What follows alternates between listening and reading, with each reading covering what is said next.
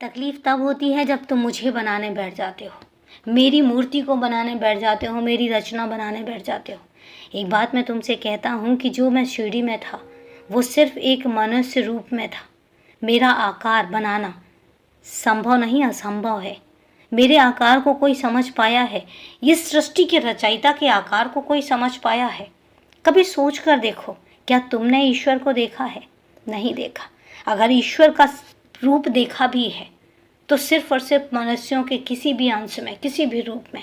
लेकिन हकीकत ये है कि वो सिर्फ एक समय होता है जिस समय पर ईश्वर का रचयिता अपना रूप परिवर्तित करता है।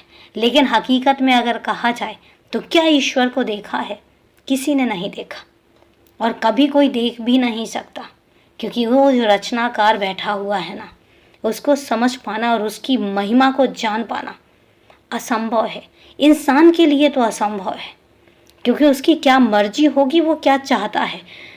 मेरे बच्चे कुछ और चाहते हैं, लेकिन वो ऊपर वाला ईश्वर रचयिता वो कुछ और चाहता है। उसकी चाह और उसकी मनसा अगर इंसान के समझ में आ जाए, किसी के भी समझ में आ जाए, तो फिर तो वो खुद भगवान न बन जाए।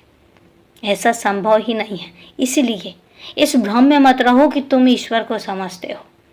ईश्वर को तुम नहीं, ईश्वर तुम्हें समझता है। ईश्वर को तुम नहीं, तुम्हें ईश्वर चला रहा है।